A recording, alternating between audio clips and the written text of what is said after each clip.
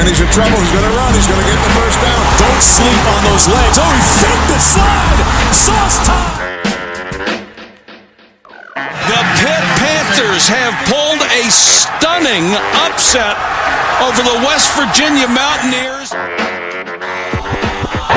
And Johnny Majors gets a ride across the field. Welcome back to the Semple 5 podcast. I'm your host, Zach Kaminsky, and if there's one word to describe tonight's podcast, aggressive. Dogs. Quote Kirby Smart.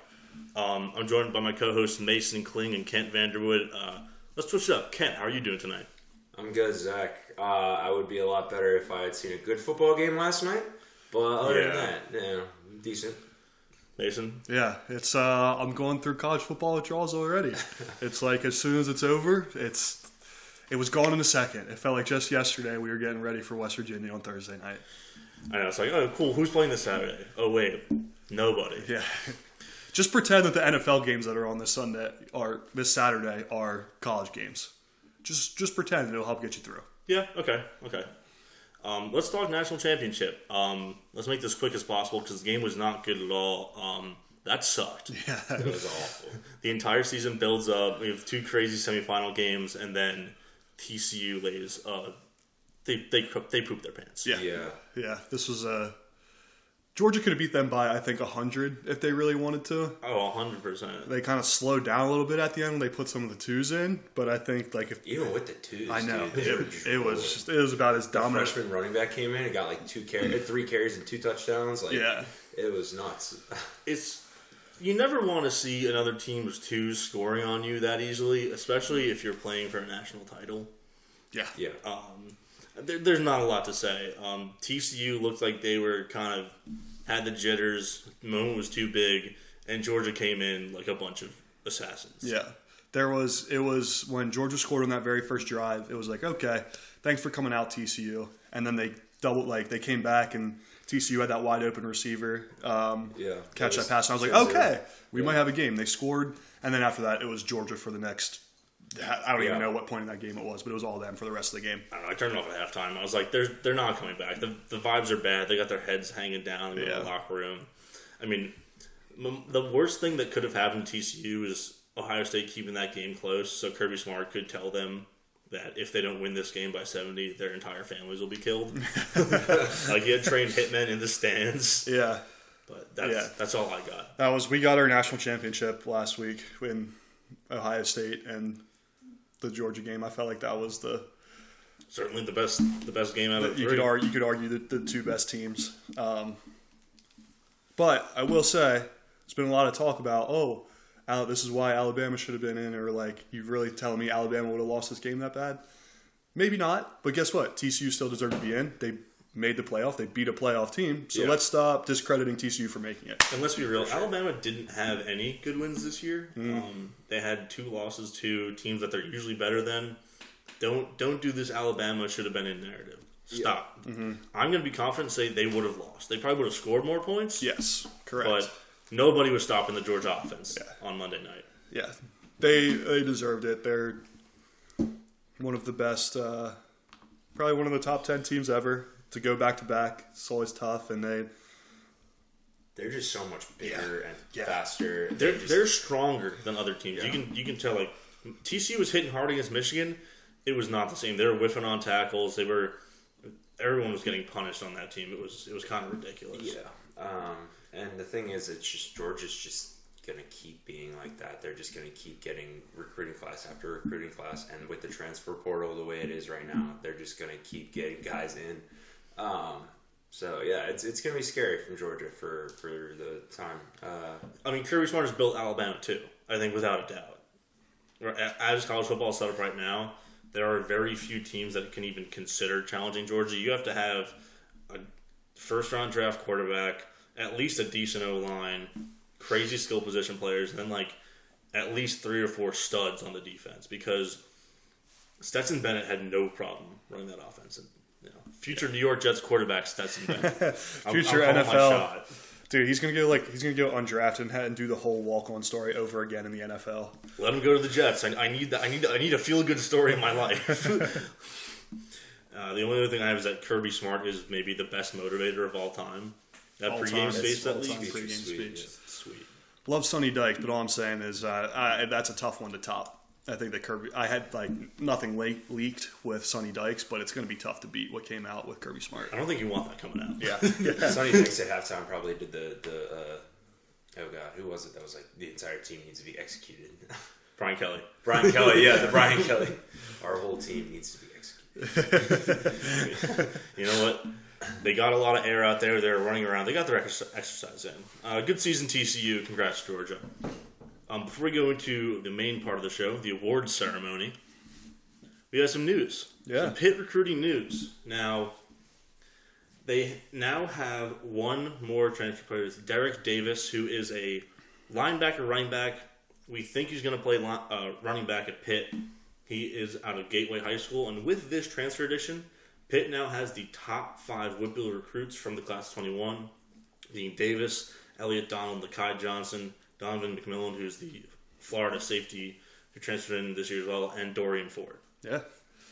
If we could remix Kanye West Homecoming to make it like a Pittsburgh version, that's going to be the narrative next season. All the guys coming home. We're going to look into it. And if Dante Cephas comes back as well, who's another Pittsburgh guy, that's a killer class. I mean, obviously maybe you start seeing guys actually stay home now that they're all coming back. That hopefully that narrative gets going where, hey, maybe we don't need to go to ride the bench at an SEC school for a year before we just realize that Pitt's a good program that can compete if we go there. I mean, 2 top 25 finishes in a row. First time since, do you know? Oh my God. Oh, it's I saw it. It was like, is it the 60s? Not the 60s, but it is 1983. Okay. Wow. We're at, I believe, 4 straight years at that point, so we're looking at... Is that Marino? Is that Marino time? Yes. No, Marino wasn't on the national championship team, right? No, I don't think so. Yeah, so it was Marino's time at Pitt. Huh. Yeah. So we're looking at matching one of the best stretches in school history. Yeah. Also, only one of 10 teams, I think, to be ranked in 2 straight years. Which I didn't really even. It's very cool, but I thought there would have been way more than that. But No, it's a huge, great look for Pitt to be in there. And then if you look at that combined with the teams that have won at least 20 games in the last 2 seasons, it's like blue blood, Pitt. And it's pretty much the same here. We love it. Keep it rolling. Also, the AP poll confirmed a joke today. We're one behind UCLA in the latest poll. So 2 teams with a 9-4 record that just played. if only there was some way to decide. There was one voter who had Pitt at 15, so shout out to that guy. Yeah. But anyone who had UCLA above Pitt is they should get their vote revoked. We weren't the only ones, though. It was Tennessee was one spot behind Bama, and Oregon State was behind Oregon. Yeah, there was 4, and it was just made absolutely no sense. One behind the team that they literally beat. I think that ranking body of work is a decent way to go about it, right? You can at least say they hadn't they beat better teams, but if you beat a team head to head, it does not make sense to unless they lose to a 3-8 team. Then I get it. But same record. If you're 5 spots behind because you had some worse losses, things like that, okay. But if you're 1 spot behind them and you beat them, that makes no sense. Same records is the thing that I go and same record. And going into that narrative, right? Then the Pac-12 must be better than the ACC, right?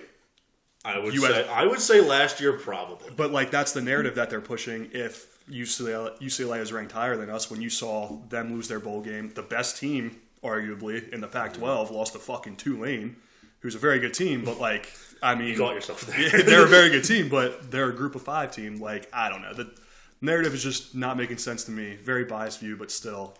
I mean, listen, they're AP poll voters. Let's not get too lost in everything.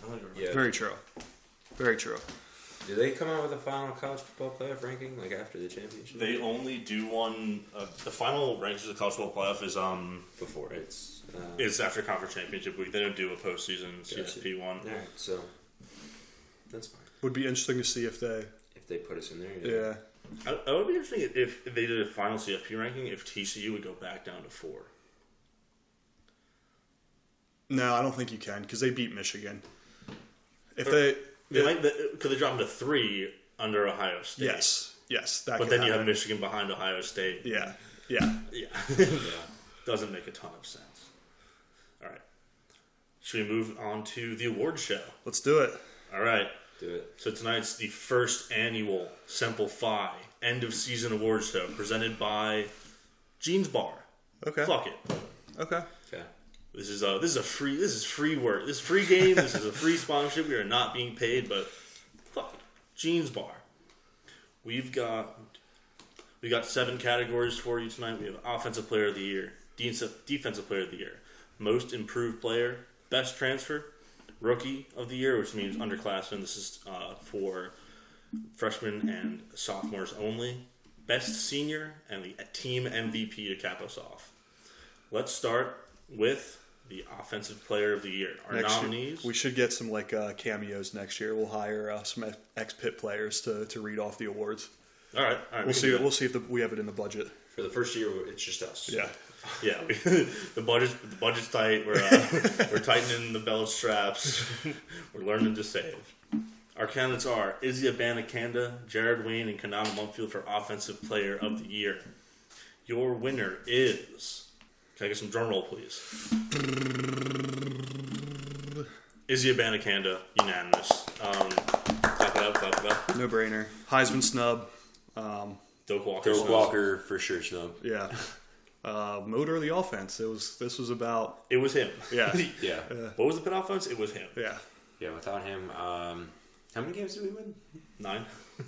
It would have been significantly less than that, I think. I think we might have had a 6-win cap without Yeah. Izzy Abanikanda running the ball. For sure. Yeah, so well deserved, Izzy. Thank you for your points. First ever unanimous. Wow. We're making history, guys. Next up is Defensive Player of the Year. The nominees are Kalijah Cansey, Servassier Dennis, and Marquez Williams. I'm not going to ask for drum roll again. Okay. We'll do it for the MVP. Okay. However, Defensive Player of the Year, Kalijah Cansey, unanimous. Yep. Yeah. These are the 2 biggest no-brainers I mean, it's, you really don't have to think that hard about this one. ACC All-American, another great season from just, I guess, a kind of player that Pitt produces, these undersized D tackles who wreak havoc, get triple teamed. NFL player. Yeah. More than you can say. Yeah. Moving on. Most improved player. The nominees are Bengali Kamara, Marquez Williams, and Jared Wayne. The winner is Marquez Williams. Yeah. Ooh, okay. Love All that. right. Well, Love that. I did not vote for Marquez Williams, so let's hear your side of the story. He was just a dog this year, honestly. I love having him on our team. He's just got that dog mentality at all times. I think he's just I don't even know how to put this. Just He's got that insane cornerback mentality that you need to have. Yeah. And he grew into a true lockdown guy Yeah. this year. And he was a walking highlight reel, too. Yeah. Maybe his improvedness, made that word up, might be from the fact that, the moments he came up with, big interceptions, big plays. The pick six at West Virginia. He had a big That strip. was Devonshire. That was Devonshire, you're right. Pick six was regular Virginia and Right. Western Michigan. Yeah. He was always, when we needed... He had that fumble against West Virginia. Yep. He He made a lot of big plays. Yeah. And when that's the why lights he were won on him, he made the play. For sure. And he's coming back. He's a short dude, but he doesn't play like Yeah. it. He plays up to, and he doesn't back down from any receiver that goes against him. And really, I love this smack talk he has after the game. Twitter, pretty fun follow. Yeah. So yeah, Maybe that's really what incepted us, the activity on Twitter. It was he's gonna win the unofficial Poster of the Year award for the team. Yeah. Best poster. Sure. And he's coming back for another year. Really excited to have him back. Well, now he's got this award under his belt. He's gunning for Defensive Player of the Year next year. Yeah. I got one more in me, Stetson Bennett. Marcus Williams. Let's move on to Best Transfer. The candidates are Tyler Wiltz, Kanata Mumfield, and Shane Simon. The winner is Kanata Mumfield. Yeah. I'll let you take this over. Another guy that was kind of we knew coming into the season, he was on the radar immediately as one of the guys that was going to have to step up, play a pretty big part in the offense. I will say I don't think he played as big of a part as we would have liked him to, given just the situation of the offense in general. It became pretty apparent that he was better than he showed during the regular season in the Sun Bowl. Yeah. I will say that much. Yep. So again, some recency bias, maybe, but he was the number 2 receiver in our offense behind probably Jared Wayne, and 100%. Yeah. could have probably been like got much more production. How do you have If we had an efficient quarterback, Right. that was right. effective quarterback, actually, is what I should say. Yeah. I'm going to put my ballot out there. I voted for Tyler Wiltz, who became a star on the defense and had a couple of really big plays to get us 9 wins this year. Mm-hmm. So we want to rookie/underclassman of the year. Nominees are Dayon Hayes, Rodney Hammond, and Ben Sauls. Ben Sauls is a registered sophomore. I'm letting it slide. Love that we got some specials on the the ballot. All right. The winner is Rodney Hammond. Love that. Yeah, I can go. I thought Hammond did a great job when Izzy was out this year. Izzy definitely missed some time. Hammond did a great job filling in for him when he was hurt. We obviously saw he had a great game in the Sun Bowl as well. And the backyard brawl, yeah. And the backyard brawl, once Izzy went down. So I felt like he definitely deserved that this year. I was tempted to vote for Ben Sauls also on this. Great Sun Bowl, obviously, 5 for 5. The misses against Tennessee, though, swayed me away. That's fair. I did vote for Ben Sauls. I thought that after the Tennessee game, he was as lights out as a kicker can be, which kind of is uncharted territory for Pitt, having both range and automatic kicker, because Kessman was just range, Scarton was automatic, and now we've got the best of both worlds. It's very nice. Yeah, That's true. He came in second place in voting. We'll have to send out more ballots next year. Yeah, we're gonna have to expand. bigger sample sizes. I mean, listen, we're not sending them out to any AP voters. We're gonna get like UCLA players in there. Yeah. They're gonna vote for Kenny Pickett. Like, oh yeah, he's still there. They don't know ball. Best senior, the brick in the walk. What is it? The Panther walk. Oh yeah. Is it Panther walk? Yeah, I think it's that. The one between the cathedral and the chapel. Yeah, what is that called? Is it like Victory Walk or some shit? Or might be Victory Walk. Pardon my French. Best senior, candidates are Jared Wayne, Servassier Dennis, and Desmond Alexander. The winner is Jared Wayne. This was a tough one. I mean, listen, we are the world's #1 Jared Wayne podcast. Yeah. It would kind of feel wrong for us not to give him at least one award, but Yeah.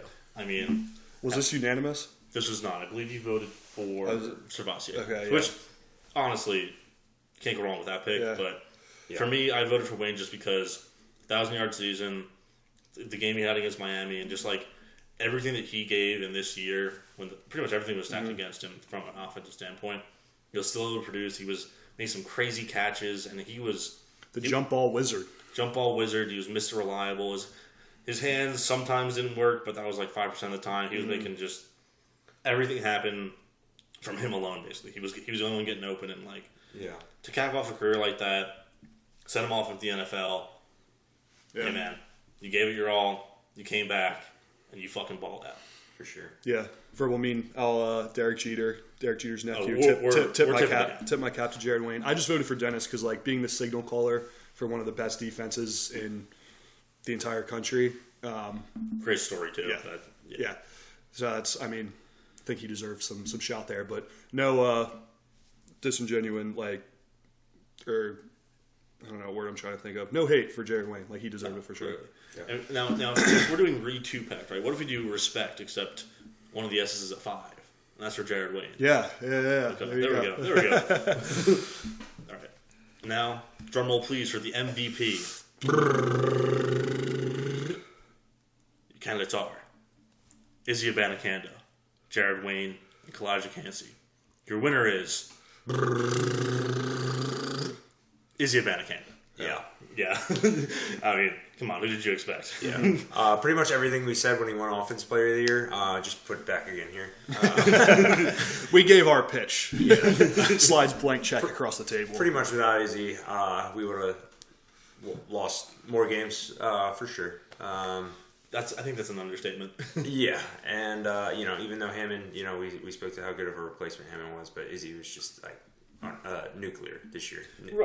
I mean, listen, he was, in my opinion, the best back in college football. Does it all, returns kicks, catches passes, and then he was. I think the most important thing is like he was carrying at a clip that most backs just don't do nowadays, and he was still producing this much. Yeah, I mean, all you got to point to is the fucking Virginia Tech box score and say he did that. Yeah, exactly. And those are your awards to recap. Offensive Player of the Year is Izzy Abanikanda. Defensive Player of the Year is Kalijah Cansey. Most Improved Player is Marquez Williams. The best transfer was Kanata Mumpfield. Rookie of the Year is Rodney Hammond. The best senior is Jared Wayne. The MVP is Izzy Abanikanda. And that's about just going to do it for us tonight. We have a short episode, kind of based on the national championship going the way it did. But, we would have had a lot more to talk about if that was a competitive ball game. What was it, 665-7 was the final score? Yeah, largest bowl win ever, I think. I saw today. Largest win of our top 5 team as well. Yeah, I mean, in the Natty. That's going to be the Natty. I think that one's probably going to stand for a while. Yeah. One record that we didn't talk about was also we had the longest punt in bowl history. Yeah, that's right. 85 yards, right? Yes, broke the record of 84. Yes. Yep. Yeah. So good job. Yeah. I don't know which of our 3 punters did that, but it was Junko. Okay, good job. Maybe won the job next year. We'll see. I'm pretty sure that was one that he just it was that weird period in the game where the wind was going crazy and he got it up in the wind. It definitely helped it. But he did that on purpose. Yeah. That was all him. all you got to say is we take those. All right. Thank you for listening to Semple 5 podcast. Just a bit of programming news before we close out tonight. We're going to take a little break. We do have sort of a canned episode coming up next week. I think you guys are going to like it. However, we are going to be off the next week. Probably remind you in that episode as well. But if you like the show, make sure to follow the Twitter, subscribe to the podcast on your app of choice, download the show, tell a friend, tell your barber, tell your grocery store, checkout assistant, make their lives even worse. We don't care. Yeah. It's all in the name of the game. And with that, see you next time. Hail Pitt. Thank you, seniors.